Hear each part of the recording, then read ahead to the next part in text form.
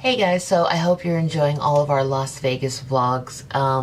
We've been home for a couple days and obviously I'm still very tired and just trying to catch up on everything because it was such an amazing trip and there's so many memories and so many cool things that we did that the minute we got home I've just been trying to push out the Las Vegas vlogs as long and as fast as I can, but I'm still really tired and I'm a little bit sick, which probably goes along with traveling to Vegas. But this part of the trip, I realized that I hadn't filmed anything when we were there because it was just too much of an experience and a memory that we didn't bring the cameras, and because the cameras weren't even allowed. So I wanted to record this as a vlog.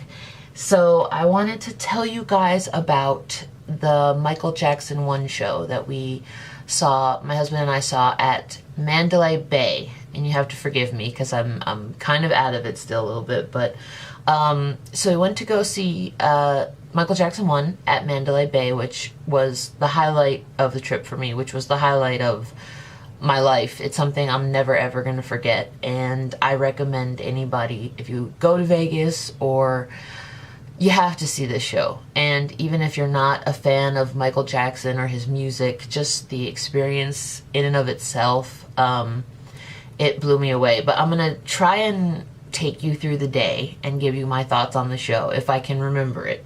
But bear with me because I'm out of sorts a little bit.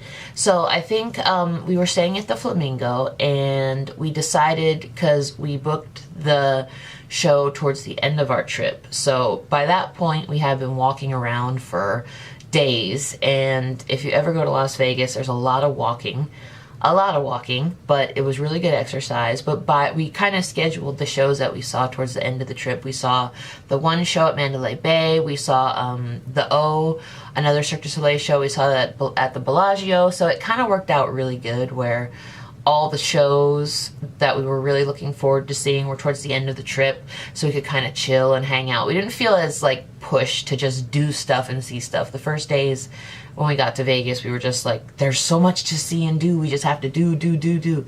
And by the end of the trip, we were starting to get a little bit exhausted, so it was really good that we had the shows that we could go to. But we ended up staying, we stayed at the Flamingo. So the Flamingo to Mandalay Bay is quite a walk. And we didn't rent a car. We didn't need a car. We realized that. And what we did was we took a tram. They have a tram service that can take you, I believe it goes to the Luxor, or I think it was Luxor or one of the other hotels, but the Mandalay Bay was sort of near the end of the strip. And so we took the monorail to get there, and we got there a little bit early. We kind of hung around the casinos. We walked around a little bit, and then it was time to go to the show. We went to the gift shop. We checked out the gift shop, which was, it was a little surreal to me, I have to say. But I was just, I think I was just really overwhelmed with everything. They had, you know, this huge, they had like huge photos. They had a few little like, not artifacts. What's the word I'm looking for? You know, like when you go to Hard Rock Cafe or Planet Hollywood and they have like guitars, or I can't think of the word right now. They had some of that and a gift shop, but the Mandalay Bay was beautiful. Just all the resorts in Vegas. It's just so Jamie Lee that it was impossible.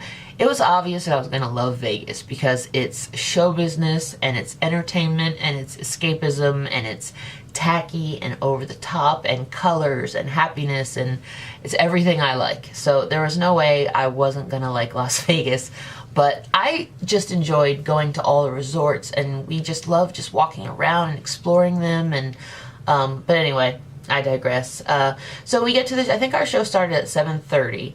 So we got there probably around 5 o'clock because we like to be early and we just like to have everything all planned out. And our seats were beyond amazing. They were, I think, second row, which I'm glad. My husband wanted to do first row, but I told him no because I had a feeling we'd be looking up at the stage.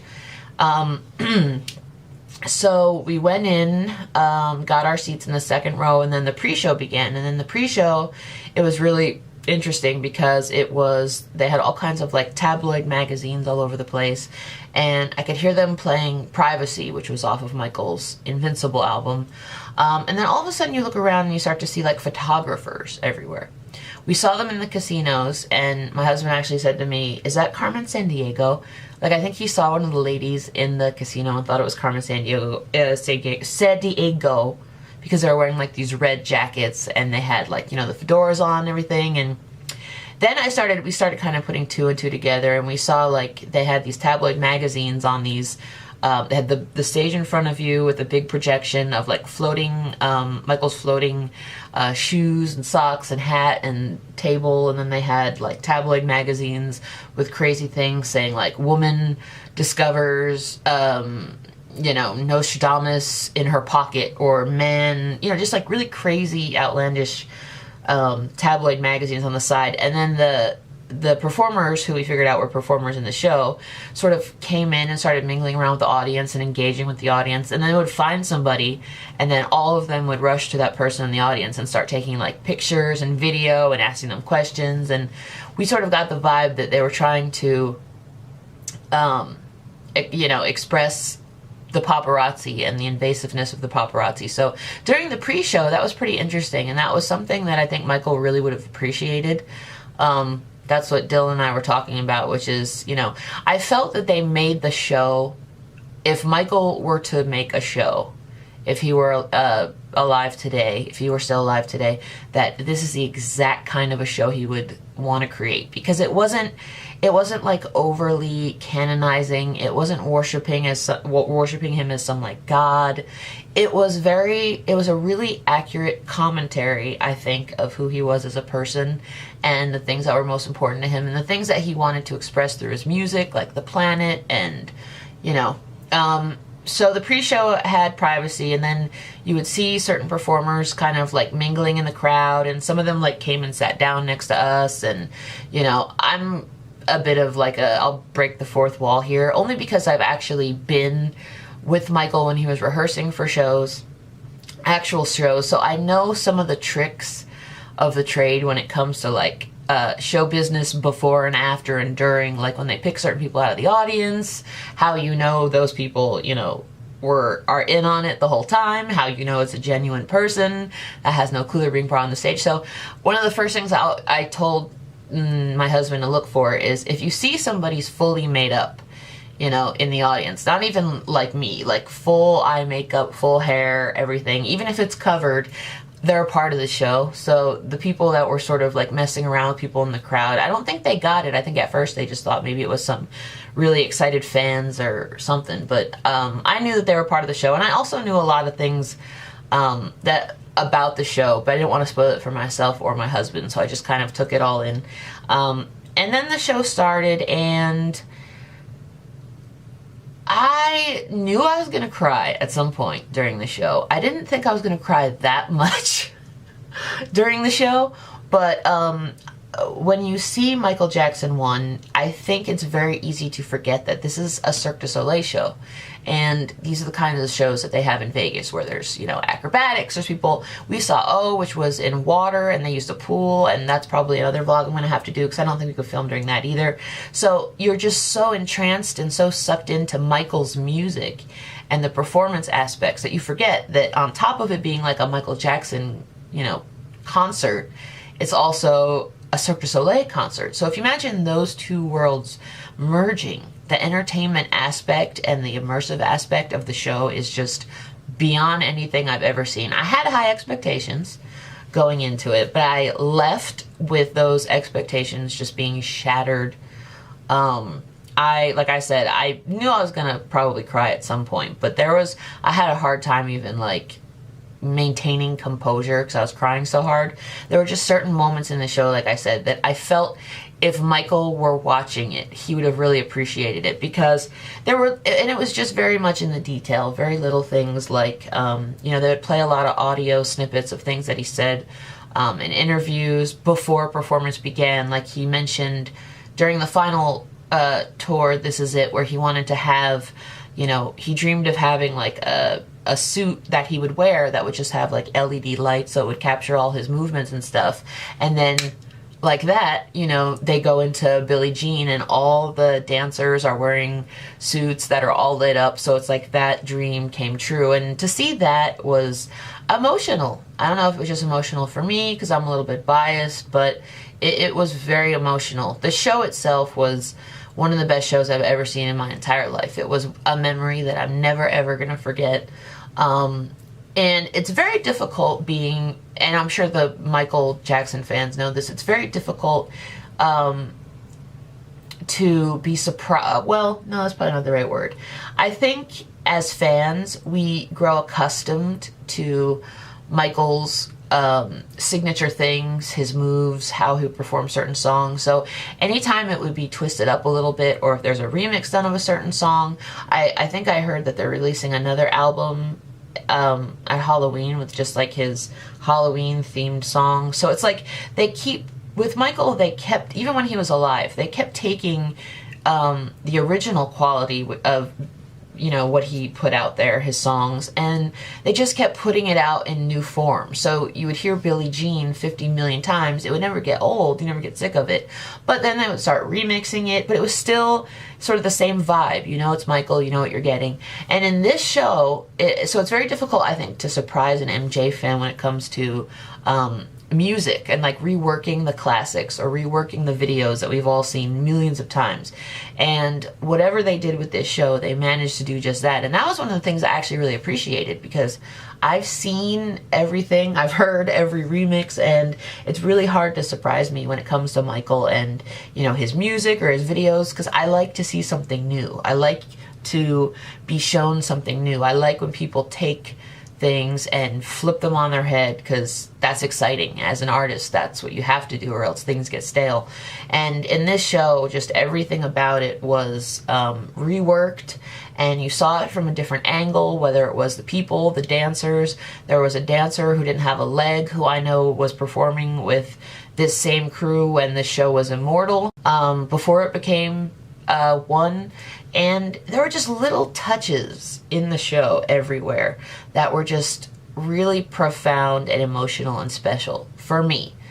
There was, and I don't want to spoil too much in case any of, I mean, honestly, you guys, if you haven't seen the show and you're a Michael Jackson fan and you can afford it, just, you need to go see this show, because it is beyond anything that, I think it's everything a show would, you'd want a Las Vegas show to be, a Michael Jackson Las Vegas show. And it's a show that Michael himself would have loved. He would have loved it, because all of the things that he was passionate about were in here. All the things that bothered him during his life, all the things that were negative that he wanted to change, everything was kind of like sprinkled in there throughout the show. And it was just, it was amazing. It blew me away. I cried like a baby.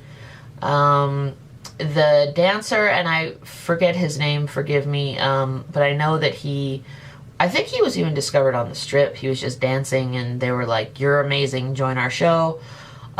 His interpretation of the music, trying to think what other highlights. Oh, something I was surprised by, which I didn't know, was the hologram of Michael in this show. I saw the hologram on the Billboard Music Awards, where they created a Michael hologram. I think it was for Slave to the Rhythm. And it was okay, but I hadn't heard that they used a hologram in this show. And it caught me off guard. I think it caught a lot of people off guard. And the reaction that the audience had, I believe it was during Man in the Mirror towards the end of the show. And, you know, all of a sudden this hologram just appeared. It was a little bizarre. It was a little kind of off-putting, and the audience just kind of got real quiet. And I read an article, and I wish I kept it, but I read an article talking about people that went to go see the show in Vegas when it first premiered, and it was kind of almost too emotionally, I think, how do I say this?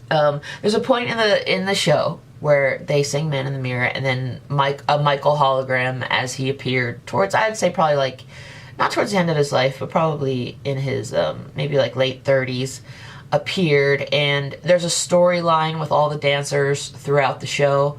And he kind of shows up, and then at the end of the song, he kind of turns into his Jackson 5 self. So you see like little Michael, and it was very emotional, the message, and the audience got really quiet. And I read an article where somebody was reviewing it where they said something like, I think the audience gets quiet because in that sliver of time, you're wishing that Michael was really here with us still, and that you just want to like take it all in before it's too late or before it goes away. And then eventually he, you know, disappears into like a ball of like magic dust or something. But the show, so we couldn't film. In fact, we lost our camera lens there, but I cried a lot during that show. I peed probably about like 3 times before I went in because I didn't want to miss anything. And it was everything and then some that I had hoped for. It was a memory I'll never forget. I'll never forget it for the rest of my life. And if you go to Las Vegas, you've got to put the Michael Jackson 1 show on your list. You have to see it. I don't think it was very we were also talking about, because we saw I think like 2 days after, which was an amazing show, but compared to that show, it kind of put the bar really high for any Las Vegas show after that. It was incredible. I was blown away. I'm still blown away, and I don't really have anything to say. I don't think I can properly express how amazing it was, but it was one of the best shows I've ever seen. Very inspiring.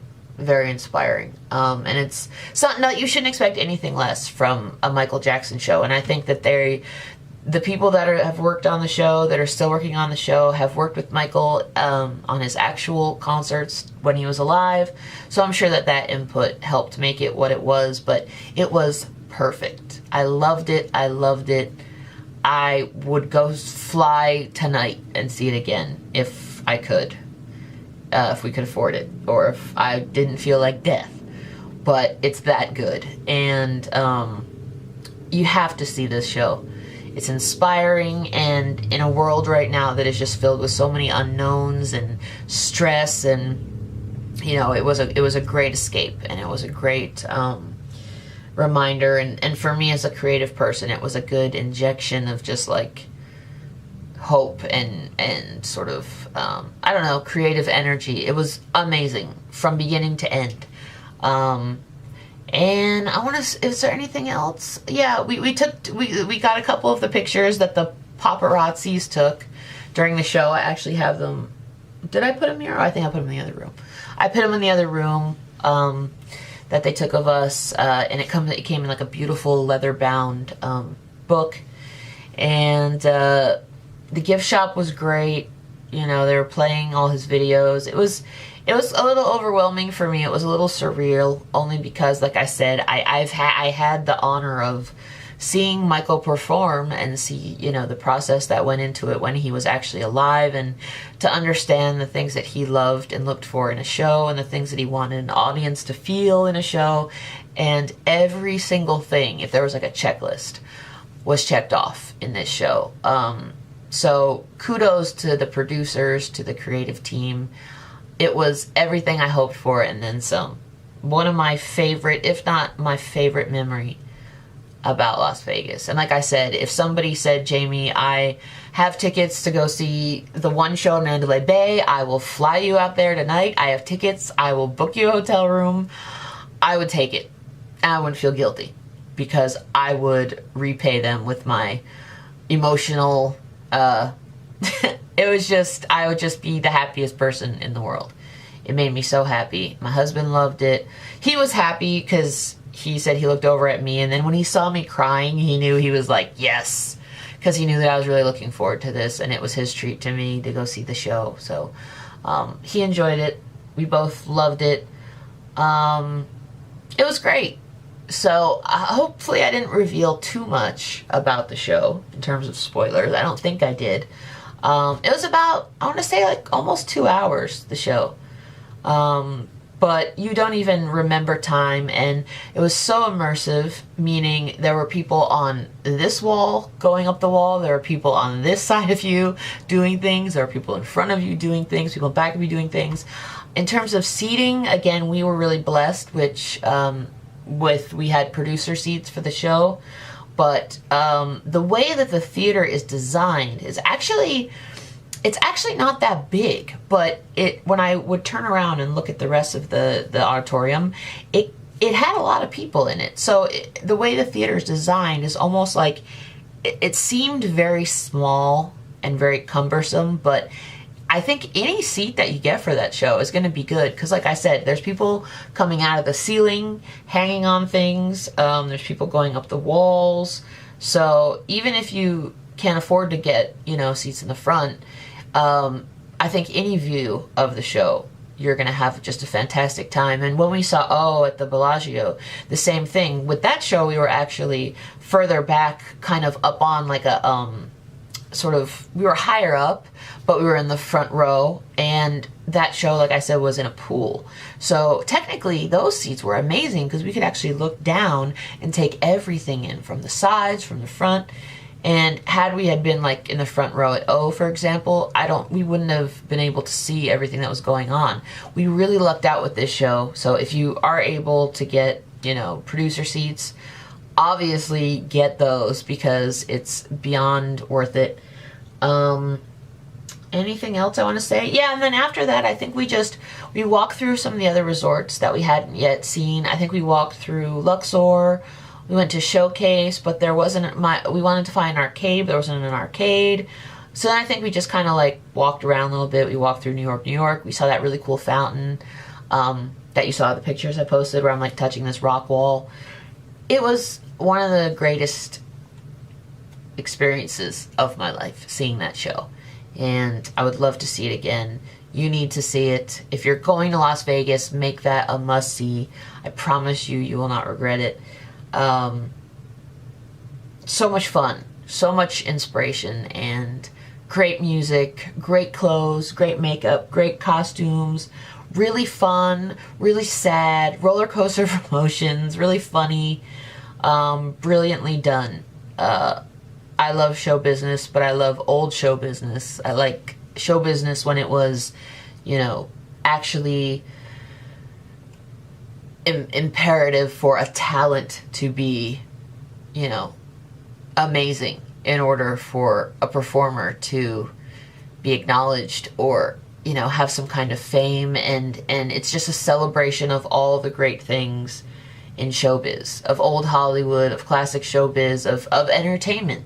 It was great. I was blown away. It was phenomenal, and I will never forget it. Thank you guys so much for watching this, and I hope you're enjoying all the Vegas vlogs, and I will see you in my next video.